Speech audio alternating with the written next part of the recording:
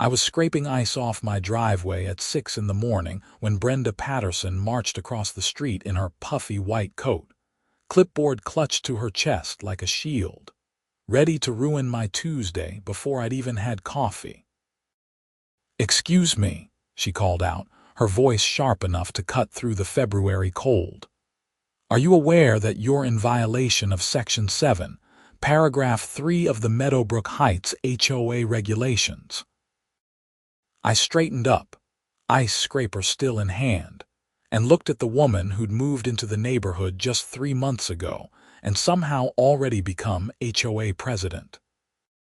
She was maybe 50, with that aggressive blonde bob that screamed, "I'd like to speak to your manager," and designer athleisure that probably cost more than my monthly car payment. "Morning to you too, Brenda," I said, keeping my tone neutral. "What violation would that be?" She thrust the clipboard toward me, pointing at a section highlighted in yellow. "Ice accumulation on your driveway. It's been there for over 24 hours, which constitutes a safety hazard and aesthetic blight. The fine is $250, payable within 7 business days." I blinked at her, then looked down at my driveway. Yeah, there was ice. We'd had freezing rain 2 nights ago, and like everyone else on the block, I had some icy patches. I'd been out here salting and scraping since yesterday. "Brenda, it's winter in Connecticut. Everyone has ice on their driveways."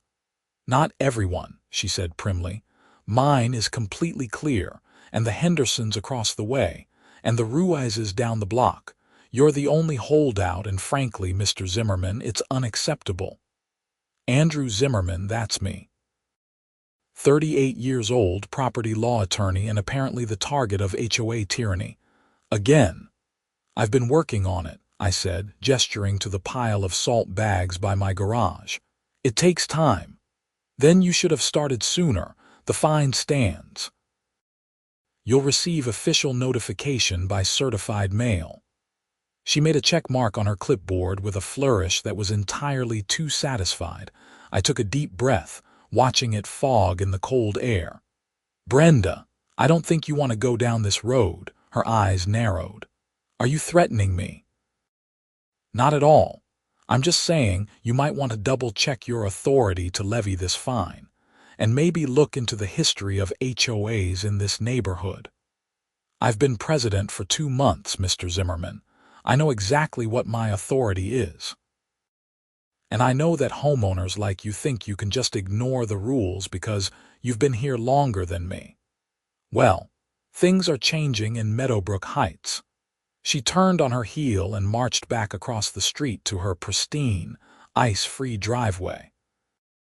I noticed she'd clearly hired someone to heat the entire surface, steam rising off the concrete in the morning air. Must be nice to have that kind of money. I pulled out my phone and called my neighbor, Marcus Chen, who'd been living here since before I moved in 7 years ago. "You see the ice Nazi out there this morning?" Marcus asked before I could even say hello. "Just got hit with a $250 fine. Join the club. She got the Hendersons yesterday and the Ruizes last week. We're all fighting it, but she's got the board wrapped around her finger. They're all new people. The old board members either moved or resigned after that whole mess 3 years ago." That whole mess. He meant the dissolution of the previous HOA, which I'd orchestrated. "Marcus, do me a favor. Can you spread the word? Emergency neighborhood meeting tonight, 7 p.m. at my place. Everyone who's been fined or harassed by Brenda." "Oh, this should be good. What are you planning?" "Just a little history lesson." By 7 p.m. my living room was packed. 17 people from the neighborhood, all clutching their violation notices, all looking frustrated and angry. The Hendersons, the Ruizes, Marcus and his wife Deanna, the young couple from the corner who'd been fined for having their recycling bin visible from the street for more than 3 hours after pickup, the elderly widow Mrs. Thompson, who'd been cited for having bird feeders that attracted excessive wildlife. "Okay," I said, standing in front of my fireplace. "Show of hands. How many of you have received fines or violation notices from Brenda Patterson in the last 2 months?" Every hand went up. "And how many of you knew that Meadowbrook Heights didn't even have an active HOA until 4 months ago?" Confused looks all around. Marcus was grinning because he knew where this was going. "Wait," said James Henderson, a high school teacher with 3 kids. "I thought the HOA had always been here. When we bought our house 5 years ago, the disclosure said there was an HOA." "There was," I confirmed. "Past tense. 3 years ago, that HOA was dissolved, legally terminated, it ceased to exist." "Then how is Brenda the president?" asked Sophia Ruiz. "Great question. Let me tell you a story." I pulled out a folder from my bookshelf, one I'd kept for sentimental reasons. 7 years ago, when I first moved here, the HOA was run by a man named Gerald Westbrook. He was, to put it mildly, a nightmare. Fines for grass being a 1/4 inch too tall. Restrictions on what color you could paint your mailbox. Rules about what kind of cars you could park in your driveway. He tried to fine me $5,000 once because I had a work truck parked overnight. People were nodding. A few of the longer-term residents remembered Gerald. He also, I continued, was embezzling HOA dues, about $40,000 over 5 years, using the money for personal expenses, home renovations, vacations, and when people started asking questions, he'd slap them with fines and violation notices to shut them up. "I remember that guy, Mrs. Thompson said quietly. "He was awful, but he moved away." "He moved away because I sued him," I said. "And I didn't just sue him personally. I went after the entire HOA. See, Gerald had been operating the HOA illegally for years. The original HOA documents were full of violations of Connecticut law. Improper notice procedures, illegal restrictions on property use, bylaws that contradicted state statutes. I spent 6 months building a case, and then I filed a lawsuit that didn't just remove Gerald from power. It dissolved the entire HOA. The room was silent. "You killed the HOA." Marcus said, still grinning. "I killed the HOA. The court ruled that the organization was so fundamentally flawed and had operated so far outside the bounds of the law that it couldn't be reformed. It had to be dissolved. Every covenant, every restriction, every rule gone. This neighborhood became HOA free 3 years ago. I have the court order right here." I held up the document, the official ruling from the Hartford County Superior Court. James Henderson leaned forward. "So, when Brenda says she's the HOA president, she's president of an organization that doesn't legally exist, and any fines she's levying are completely unenforceable." "But wait," Sophia said. "How did she even create a new HOA? Don't the homeowners have to vote on that?" "Exactly. Under Connecticut law, creating a new HOA requires approval from at least 75% of property owners in the designated area. Did anyone here vote to create a new HOA?" Heads shaking all around. "But I signed something," said the young man from the corner. "Tyler something. When we moved in 6 months ago, the title company had us sign HOA documents. Do you still have copies?" "Yeah, in my files." "Hold on." He pulled out his phone and started texting his wife. "My guess," I said, "is that Brenda found out the neighborhood used to have an HOA, found some old documents, and just decided to restart it without going through proper legal channels. She probably figured no one would question it. And she's been collecting fees and fining people, all without any legal authority whatsoever." "So what do we do?" asked Mrs. Thompson. "Do we just ignore her?" "Better than that. We shut her down, permanently, but I'm going to need everyone's cooperation."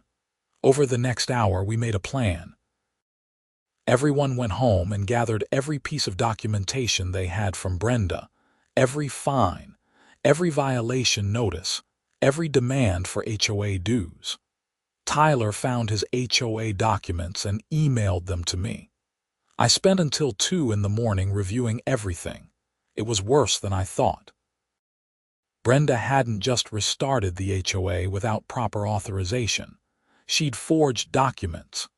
The membership agreement that Tyler had signed included a signature from me, supposedly approving the reformation of the HOA as a long-term resident. I'd never signed anything. My signature was forged. She'd also created fake meeting minutes showing that neighborhood meetings had been held to discuss reforming the HOA, complete with attendance sheets and votes. I checked the dates. On the day of the supposedly well-attended meeting in October, I'd been in Boston for a deposition. I had hotel receipts and court records to prove it. This wasn't just an overzealous busybody. This was fraud. The next morning I was up early again, but this time I wasn't scraping ice. I was making phone calls. First to my office, telling them I'd be working from home for a few days. Then to a process server I'd worked with before. And then to the Connecticut Attorney General's office, Consumer Protection Division. At 9 a.m., I walked across the street and rang Brenda's doorbell. She opened it wearing yoga pants and a surprised expression. "Mr. Zimmerman, if you're here to pay your fine, you can submit it through the online portal." "I'm not here to pay anything. I'm here to deliver this." I handed her an envelope. "That's a cease and desist letter, notifying you that you are operating a fraudulent organization and must immediately stop collecting fees, issuing fines, or representing yourself as having any authority over properties in this neighborhood." Her face went red. "How dare you?" "I have every right to. You have no rights here, Brenda. The HOA was dissolved 3 years ago. I know because I dissolved it, and you never had permission to restart it. I have signed agreements from over 50% of the neighborhood. You have forged documents, including one with my signature on it, which I never provided. That's fraud, Brenda, a felony." She sputtered, gripping the doorframe. "You can't prove that. I can and I will. I've already filed a complaint with the state attorney general. I'm also filing a civil lawsuit on behalf of myself and 16 other homeowners. You'll be served with those papers within the week. This is harassment. I'll call the police. Please do. I'm sure they'd love to hear about the forged documents and the money you've been collecting under false pretenses. How much have you collected in fees and fines over the last 4 months, Brenda?" 10,000. 15. Her face went from red to pale. "I thought so. Here's what's going to happen. You're going to send an email to every single person in this neighborhood, announcing that the HOA is disbanded immediately. You're going to refund every penny of fees and fines you've collected, and you're going to hope that's enough to keep you out of criminal court. You can't tell me what to do. You're right, I can't. But the Attorney General can, and they're very interested in cases of HOA fraud, especially when it involves forgery and theft. So you can do this the easy way or the hard way. Your choice." I turned and walked back across the street, leaving her standing in the doorway. By noon, I'd received panicked calls from 3 of the other board members Brenda had recruited. All of them claimed they had no idea the HOA wasn't legitimate, that Brenda had told them she'd gotten all the proper approvals. I believed them. They were just neighbors she'd sweet-talked into helping her, probably thinking they were doing something good for the community. I told them all the same thing. Resign immediately, cooperate fully with any investigation, and hope that Brenda doesn't drag you down with her. By evening, 2 of them had emailed resignation letters to the entire neighborhood. But Brenda wasn't going quietly. At 8 p.m. there was a knock on my door. I opened it to find two police officers standing on my porch. "Andrew Zimmerman," the older officer asked. "That's me. We received a complaint of harassment and threatening behavior. Can we come in and talk to you?" I stepped aside. "Of course." "Let me guess. Brenda Patterson filed the complaint." The officers exchanged a glance. "You want to tell us your side of things?" I grabbed my folder and sat down with them at my kitchen table. I laid out the whole story, showed them the court order dissolving the original HOA, showed them the forged document with my signature, explained the cease and desist letter I delivered that morning. The younger officer whistled. "So she's running a fake HOA, completely fake. And she's collected thousands of dollars in fees and fines based on fraudulent documents." The older officer, whose name tag read Morrison, looked through my papers carefully. "This is really more of a civil matter, Mr. Zimmerman, but the forgery aspect is concerning. Have you filed a report?" "I've contacted the Attorney General's office. I have a case number if you need it." He nodded slowly. "I'll tell you what. We'll go talk to Miss Patterson, get her side of things. But based on what you're showing me here, I don't see any harassment or threatening behavior on your part. Sounds like you're exercising your legal rights." "That's all I'm doing, officer." After they left, I called Marcus. "Brenda just sixed the cops on me. Seriously, is she insane? Possibly. How are the refunds going?" "No refunds yet. She sent out an email an hour ago saying that you're a disgruntled homeowner trying to destroy the neighborhood, and everyone should ignore your baseless accusations. She's doubling down." "Of course she is." Over the next few days, things escalated. Brenda sent out daily emails attacking me personally, calling me a liar and a troublemaker. She threatened to sue me for defamation. She even started a Facebook group called Save Meadowbrook Heights HOA, where she posted long rants about property values and neighborhood standards. She also kept issuing fines. Mrs. Thompson got hit with a $500 fine for failure to maintain exterior paint standards because her shutters had peeling paint. Marcus got fined for having a basketball hoop in his driveway, but her aggressive stance was backfiring. More neighbors were reaching out to me, asking to join the lawsuit. People who'd been on the fence were now firmly against her. Even some of the people who'd initially supported having an HOA were disturbed by her behavior. 2 weeks after my initial confrontation with Brenda, I filed a comprehensive civil lawsuit in Hartford County Superior Court. 17 plaintiffs, including myself, against Brenda Patterson and the 3 board members who hadn't resigned. We were seeking full refunds of all fees and fines, plus damages for harassment and emotional distress. The lawsuit also formally requested an injunction preventing Brenda from continuing to operate the fake HOA. The forged signature added a criminal dimension. The Connecticut State Police started their own investigation, separate from the Attorney General's inquiry. A detective named Sarah Williams came to my house to take my statement and examine the forged documents. "This is pretty brazen," she said, photographing the signature page. "She didn't even try to make it look like your real signature. Can you do anything about it? We'll investigate. If we can prove she forged these documents knowingly, that's forgery in the 2nd degree, a Class D felony. Plus whatever charges come from the money she's collected. Could be larceny, could be organized fraud. How long will the investigation take? Depends on her cooperation and what other evidence we find. Few weeks, maybe a couple months." Brenda must have gotten word about the criminal investigation because her lawyer finally convinced her to shut up. The daily emails stopped. The Facebook group went quiet, but she still refused to refund anyone's money or officially disband the fake HOA. The court hearing for the injunction was scheduled for March 15th, about 5 weeks after I'd filed the lawsuit.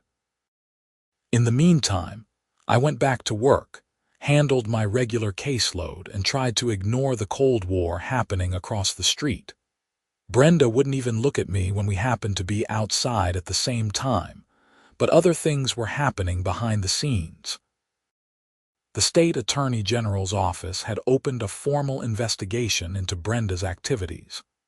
They sent her a letter demanding full accounting of all money collected, all documents related to the HOA's formation, and copies of any communications with homeowners. She ignored it. That was a mistake. When you ignore the Attorney General's office, they get a court order. When you ignore a court order, you get charged with contempt. Brenda was learning these lessons the hard way. On March 10th, 5 days before our scheduled hearing, Detective Williams showed up at Brenda's house with a warrant. I watched from my window as they spent 3 hours inside, coming out with boxes of documents and Brenda's computer. Marcus came over that evening with a bottle of bourbon. "This is better than reality TV." "It's not funny," I said, though I was pouring us both generous glasses. "She's probably going to face criminal charges. Because she committed crimes. Don't feel bad for her, Andrew. She forged your signature and stole money from half the neighborhood. And when you tried to handle it nicely, she called the cops on you and started a smear campaign." He had a point. The court hearing on March 15th was anticlimactic. Brenda's lawyer, a nervous young guy who looked fresh out of law school, asked for a continuance, citing the ongoing criminal investigation. My lawyer, a seasoned litigator named Patricia Drummond, who I'd worked with on several cases, argued that the civil matter was separate and that homeowners deserved immediate relief. Judge Raymond Carter, a no-nonsense jurist who'd been on the bench for 20 years, read through the filings and looked utterly unimpressed. "Miss Patterson," he said, peering over his glasses at Brenda, who sat rigidly in the defendant's chair, "did you or did you not collect fees and fines from residents of Meadowbrook Heights under the authority of a homeowners association?" "I did, Your Honor, but—" "And did you have legal authority to operate such an association?" Her lawyer jumped in. "Your Honor, my client believed she had proper authority. There was a previous HOA and she took steps to—" "I've read the previous court order," Judge Carter interrupted. "The one from 3 years ago dissolving the original HOA. That's part of the public record. Miss Patterson could have discovered it with a simple search. Did you do any legal research before forming this new organization, Miss Patterson?" Brenda's face was tight. "I consulted the original HOA documents. The documents from an organization that had been legally dissolved." "And did you obtain approval from 75% of homeowners, as required by Connecticut statute?" Silence. "I'll take that as a no." "Did you forge Mr. Zimmerman's signature on a membership agreement?" "Your Honor," her lawyer said desperately, "that's part of the criminal investigation." "We'd prefer not to. This is a civil hearing, Counselor." "Miss Patterson, answer the question. Did you sign Mr. Zimmerman's name to a document without his permission?" Brenda looked like she was going to be sick. I assumed he would have agreed if I'd asked." The judge sat back in his chair. "You assumed, so you forged his signature based on an assumption." "I didn't think of it as forgery. I thought of it as expediting the process." Even her lawyer winced at that. Judge Carter looked at Patricia. "Miss Drummond, what are your clients seeking?" "Full refunds of all fees and fines collected by Miss Patterson. An injunction preventing her from any further operation of or claims to operate a homeowners association, and damages for harassment and emotional distress." "Granted, all of it, Miss Patterson. You will refund every penny collected within 30 days. You will send written notification to every resident that the HOA is disbanded and you have no authority over their properties. You will cease and desist from any further communications regarding HOA matters. And you will pay $15,000 in damages to be divided among the plaintiffs. Do you understand? Your Honor, my client doesn't have that kind of money, her lawyer protested. Then she can sell assets. She certainly shouldn't have collected money she had no right to collect. This order is effective immediately. Next case. We filed out of the courtroom. Brenda rushed past without looking at any of us, her lawyer hurrying to keep up. Well, Patricia said with satisfaction, that went well. Over the next few weeks, Brenda complied with the court order. Refund checks went out to everyone. A terse email announced the disbanding of the HOA. The Facebook group was deleted, but the criminal investigation was still ongoing. In late April, Detective Williams called me. Thought you'd want to know. We're filing charges against Brenda Patterson. Forgery in the 2nd degree, larceny in the 4th degree, and attempted larceny. The grand jury indicted her yesterday. What's the timeline? Arraignment next week. Then it'll work through the system. Could take 6 months to a year before trial, depending on whether she pleads out. Do you think she will? Hard to say. The evidence is pretty solid, but some people would rather go to trial and hope for the best. Brenda did not plead out.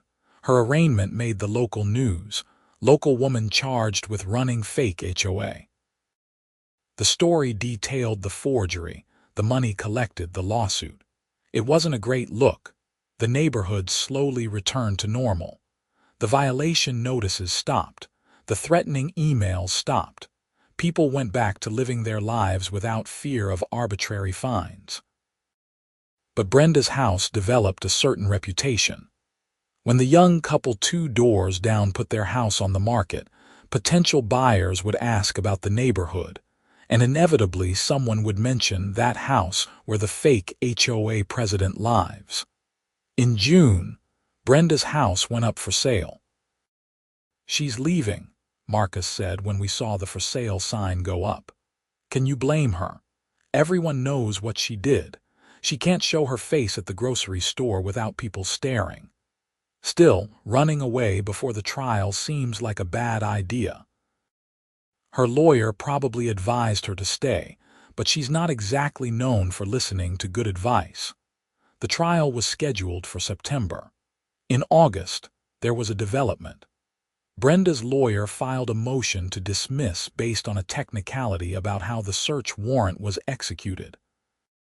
It was a desperate move and the judge denied it, but it delayed the trial by another 6 weeks. Finally, in late October, the trial began. I was called as a witness on the first day. The prosecutor, an assistant DA named Robert Chen, walked me through the timeline. When did I first encounter Brenda? When did I discover the forged signature? What were the impacts on me and my neighbors? Brenda's lawyer tried to paint me as a vindictive neighbor with a grudge against HOAs in general. Mr. Zimmerman, you previously sued to dissolve the original HOA, correct? I did. And you succeeded in destroying an organization that many neighbors valued. I succeeded in dissolving an organization that was operating illegally and whose president was embezzling funds. But you have a history of being anti-HOA. I have a history of being anti-corruption and anti-illegal activity. If an HOA operates legally and fairly, I have no problem with it. Yet you immediately moved to shut down Miss Patterson's efforts to restart the HOA, because she was operating without legal authority and forging documents. Yes, I opposed that. The trial lasted 4 days. Other neighbors testified about the fines and harassment. Handwriting experts confirmed that the signature on the membership agreement wasn't mine. Financial experts detailed exactly how much money Brenda had collected, over $18,000. The prosecution also introduced evidence that Brenda had spent much of that money on personal expenses. A new patio for her backyard, a vacation to Florida, upgraded appliances. The HOA bank account she'd set up showed payments going directly to her personal accounts. Her defense was essentially that she'd made an honest mistake, that she truly believed she had the authority to restart the HOA, and that any errors were inadvertent. The jury didn't buy it.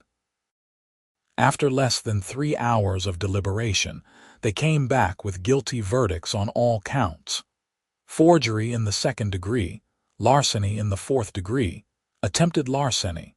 Sentencing was scheduled for 3 weeks later. I wasn't planning to attend the sentencing, but Patricia Drummond called me the day before. "You should be there. The judge is allowing victim impact statements." So on a cold November morning, I found myself back in court. Mrs.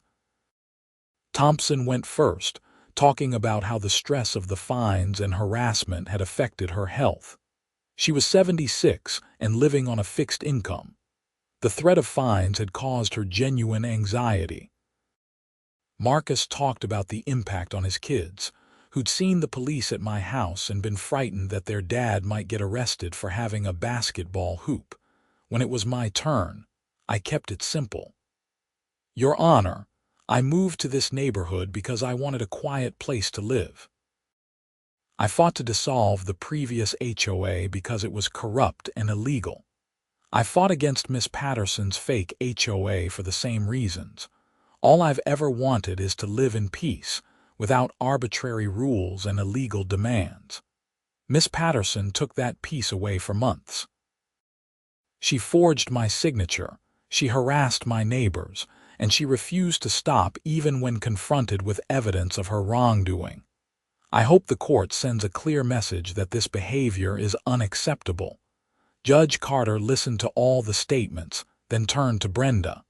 "Miss Patterson, do you wish to make a statement?" She stood, looking smaller than I remembered. "Your Honor, I never meant to hurt anyone. I thought I was helping the neighborhood. I made mistakes, but they were honest mistakes. I'm sorry for any distress I caused." The judge didn't look impressed. "Miss Patterson, you forged signatures. You collected money under false pretenses.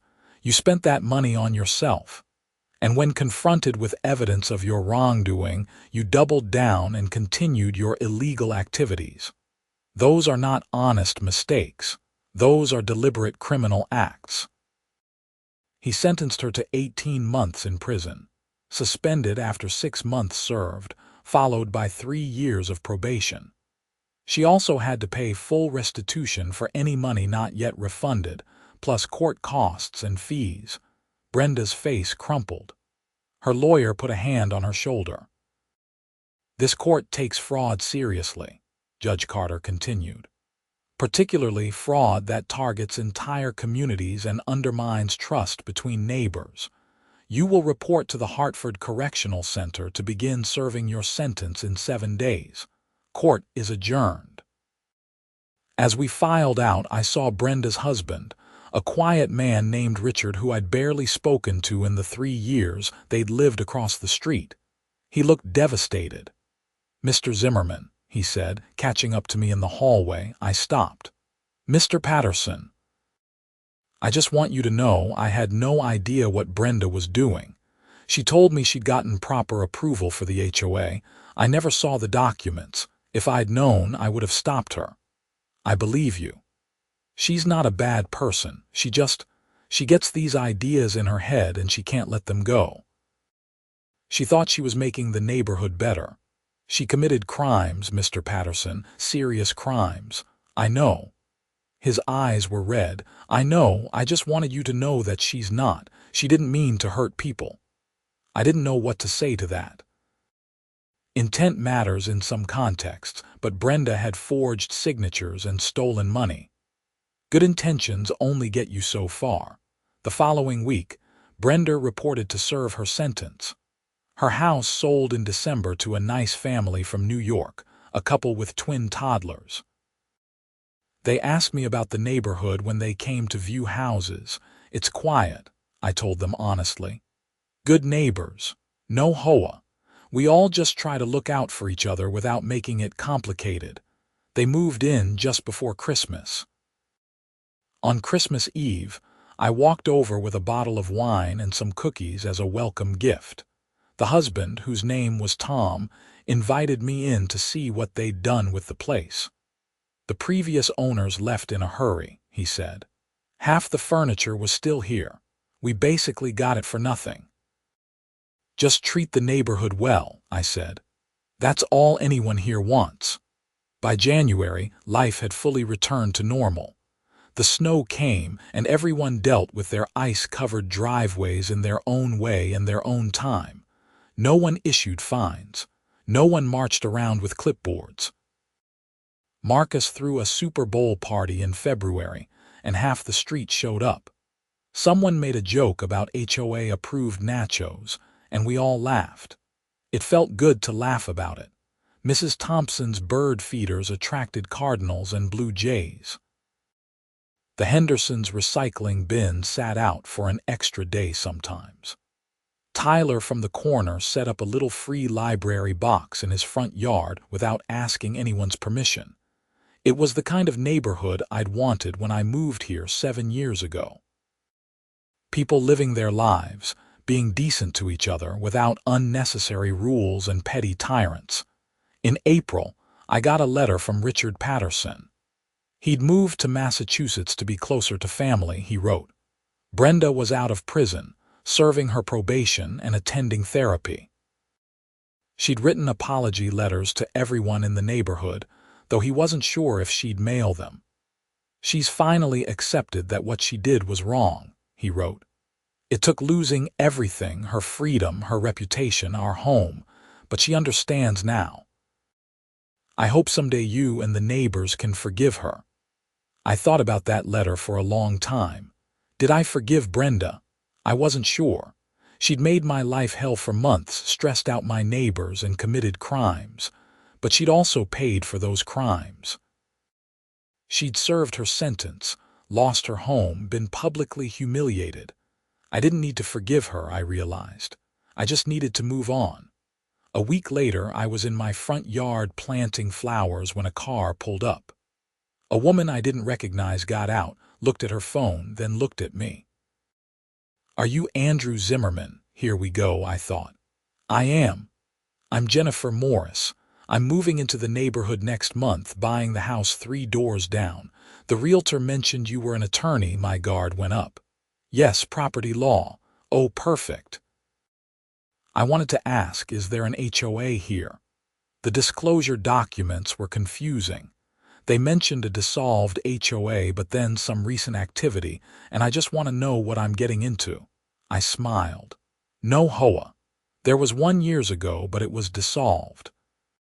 Someone tried to restart one illegally a couple years back, but that got shut down too. We're completely HOA free now. That's great. I'm so tired of HOA drama. My last neighborhood had a president who tried to ban political signs during election season. It was a nightmare. You'll like it here. Good people, no drama. Everyone just lives their lives. Perfect. That's exactly what I'm looking for. She drove away and I went back to my flowers. The tulips were coming up nicely, red and yellow and white. Last year, Brenda had cited me for having too many colors in my garden, said it clashed with the neighborhood aesthetic. This year, I planted whatever I wanted. In June, the neighborhood had a block party. It was Tom's idea, the new neighbor in Brenda's old house. He set up a grill on the sidewalk and invited everyone. People brought dishes and drinks. Kids ran around playing tag. Someone set up a badminton net in the street. Marcus found me by the drinks cooler. Remember 2 years ago when Brenda tried to get a permit to have an HOA-sponsored block party and everyone had to RSVP and there were assigned time slots? And she wanted to charge admission to cover costs. Right. And literally, no one came except the board members. We both laughed. It felt like ancient history now, though it had only been 2 years. Hey, Marcus said, getting serious. I never properly thanked you for shutting down the first HOA and for dealing with Brenda. You could have just paid the fines and kept your head down. That's not really my style. No, it's not. And we're all lucky for that. This neighborhood is better because of you. The neighborhood is good because of everyone here. I just made sure no one could mess it up with fake authority and petty rules. Still, thank you. Later that evening, as the sun set and the party wound down, I sat on my front steps with a beer and watched my neighbors. The Hendersons' kids were catching fireflies. Sophia Ruiz was laughing at something Mrs. Thompson said. Tom and his wife were packing up the grill, already fitting in like they'd lived here for years. This was what a neighborhood should be. People who cared about each other, looked out for each other, without needing elaborate rules and enforcement mechanisms. Just basic human decency and respect. My phone buzzed. An email from Patricia Drummond with the subject line, "Thought you'd want to know." The email contained a link to a news article. Former HOA president completes probation, advocates for HOA reform. I clicked through. There was a photo of Brenda, looking older and more serious than I remembered. The article detailed her crimes and punishment, but focused on her new advocacy work. She was working with state legislators on a bill to create stricter requirements for HOA formation and operation, including mandatory transparency and easier paths for homeowners to dissolve problematic HOAs. I learned the hard way that HOAs can become vehicles for abuse. She was quoted as saying, "I became that abuse. I thought I was helping, but I was really just imposing my will on others and breaking the law. I want to make sure other communities have better protections." I read the article twice.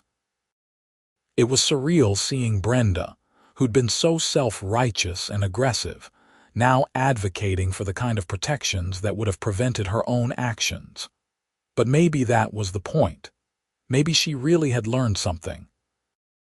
I forwarded the article to Marcus with the subject line, "Character Development."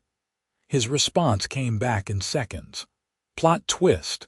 Still not inviting her to the next block party. Fair enough. That summer was peaceful." I took on a big case involving commercial property disputes, spent long days at the office, came home to my quiet street where no one was measuring my grass height or timing how long my trash can stayed visible.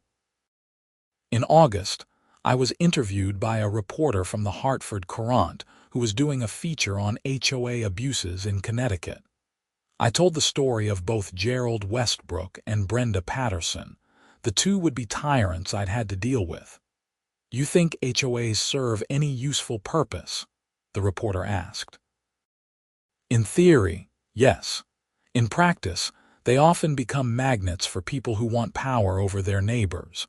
The problem is that the people most motivated to run for HOA boards are often the exact people who shouldn't have that power." So what's the solution? Strong state oversight.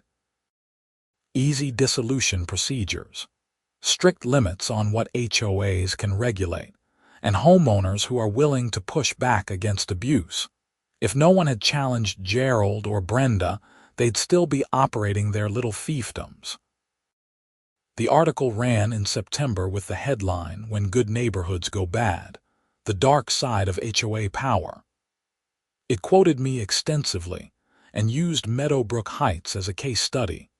I got emails for weeks afterward from people across Connecticut dealing with their own HOA nightmares. I couldn't help them all, but I provided advice where I could and referrals to other attorneys for cases I couldn't take. One email stood out. It was from a woman named Helen in West Hartford. Her HOA president was trying to force her to remove a wheelchair ramp she'd installed for her disabled son, claiming it violated architectural guidelines. I took that case pro bono. It reminded me too much of the petty cruelty I'd seen from both Gerald and Brenda. We won an injunction in 3 weeks, and the HOA president resigned shortly after. "You're becoming the anti-HOA crusader," Patricia joked when I told her about the case. I'm becoming the anti-corruption crusader. It just happens that HOAs attract corruption. By the time fall arrived, I'd handled 4 more HOA cases. Word was spreading. Andrew Zimmerman, the lawyer who dissolved 2 HOAs and wasn't afraid to take on power-hungry board members. It wasn't the career path I'd expected, but it felt right. I'd started practicing property law because I believed people should have control over their own homes. HOA, when they went bad, undermined that fundamental right. In October, I was invited to speak at a Connecticut Bar Association event about HOA law and reform. I talked about the legal vulnerabilities in many HOA structures, the lack of oversight, the potential for abuse. The Meadowbrook Heights case isn't unique, I told the room of lawyers. There are Brendas and Geralds all over the state, operating fake HOAs or legitimate HOAs that have exceeded their authority. They're counting on homeowners being too intimidated or too busy to fight back. Our job is to make sure that's not a safe bet. After the presentation, several lawyers approached me about forming a loose network focused on HOA reform and defense. By the end of the month, we had 15 attorneys signed on, covering most of Connecticut. Things had come full circle. What started as me just wanting to scrape ice off my driveway in peace had turned into a statewide movement. On a Saturday morning in November, exactly 2 years after the confrontation with Brenda over the ice, I was outside dealing with the first snowfall of the season. The snow was light, just a dusting, but I was out there with my shovel clearing the driveway. Tom from across the street wandered over. "Need any help? I'm good. Light snow today. Remember when the previous owner would have fined you for this?" "For what, clearing snow?" "No, for not clearing it fast enough. She timed it, apparently. If snow sat for more than 12 hours, it was a violation." "Yeah, that sounds like Brenda. You know, my wife and I almost didn't buy this house because of the HOA thing. Our realtor mentioned the drama, and we were worried it would be a bad neighborhood." "What changed your mind?" The realtor explained that you'd shut it down, that the neighborhood had fought back against the abuse. That actually made us more interested. It meant people here cared about each other, but not in a controlling way. Does that make sense? Perfect sense. So thanks for fighting back. Our kids love this neighborhood. He headed back to his house and I continued shoveling. The sun was coming out, bright and cold. By afternoon, most of the snow would be melted anyway. I looked up and down the street. Every house was different. Different colors, different landscaping, different styles. Some driveways were already cleared, some weren't. Some people had Christmas decorations up even though it wasn't even Thanksgiving yet. Some had political signs left over from the election. It was chaotic and individual and human. It was everything an HOA tries to eliminate, and everything that makes a neighborhood actually worth living in. My phone rang. "Marcus. Hey, emergency neighborhood meeting tonight, 7 p.m. at my place. Can you make it?" My stomach dropped. "What's wrong? Is someone trying to start another HOA?" Marcus laughed. "No, nothing like that. We're organizing a Christmas decoration contest. Deanna wants your legal opinion on whether we can have prize categories that might be considered discriminatory." "Marcus, that's not an emergency, and you don't need a lawyer for a Christmas decoration contest." "Yeah, but it's more fun to call it an emergency neighborhood meeting. Remember how stressed we all used to get when Gerald or Brenda would call those? Now we call them for Christmas decorations." I had to laugh. "I'll be there." That evening, I walked down to Marcus and Deanna's house. About a dozen neighbors were there, drinking hot cider and debating the merits of various decoration categories. Best traditional display, most creative use of lights, funniest decoration. "What about best use of inflatable characters?" Tyler suggested. I'm getting a 12-foot inflatable Santa. That's way too specific, Sophia argued. It should be broader, like best large-scale display. Can we have a category for most understated? Mrs. Thompson asked. Some of us prefer simple decorations. Absolutely. Best minimalist display. Deanna turned to me. Okay, legal eagle. Can we exclude people from certain categories based on their past entries? Like if someone wins Best Traditional one year, they can't enter Traditional the next year. It's a voluntary neighborhood Christmas decoration contest, Deanna. You can make up whatever rules you want as long as everyone agrees. But is it legal? It's not illegal. There's no law governing neighborhood Christmas decoration contest rules. What if someone sues us for discrimination? Then they'd be laughed out of court. This isn't a protected category. You're not denying anyone housing or employment or basic rights. You're just organizing a fun contest. Marcus raised his glass. See, this is why we need Andrew, always making sure we don't accidentally commit crimes with our Christmas decorations. Everyone laughed. We spent the next hour working out the details, voting on categories, deciding on prizes, mostly just bragging rights and a trophy that would rotate each year. Walking home later, I thought about how different these neighborhood meetings were from the ones 2 years ago. No one was afraid. No one was angry. We were just neighbors working together on something fun. That's what community was supposed to be. December brought cold weather and the Christmas decoration contest. Tyler's 12-foot inflatable Santa won Best Large-Scale Display. Mrs. Thompson's simple white lights and elegant wreath won Best Minimalist. The Hendersons' kids created an elaborate nativity scene that won Most Creative. I didn't win anything. My decorations were adequate at best, a string of lights and a wreath on the door. But I showed up for the judging, drank hot chocolate with the neighbors, and helped Mrs. Thompson hang the trophy in her window for the month, on Christmas Eve. I was sitting in my living room reading when there was a knock at the door. I opened it to find a woman I didn't recognize holding an envelope. Andrew Zimmerman. Yes, I'm supposed to deliver this to you. She handed me the envelope and left quickly, back to a car idling at the curb. I opened the envelope. Inside was a handwritten letter. Dear Mr. Zimmerman, I don't expect you to forgive me. I don't deserve forgiveness. But I wanted you to know that I understand now what I did wrong. Not just the forgery and the theft, though those were wrong, but the whole approach, trying to control people. Trying to impose my vision of what the neighborhood should be.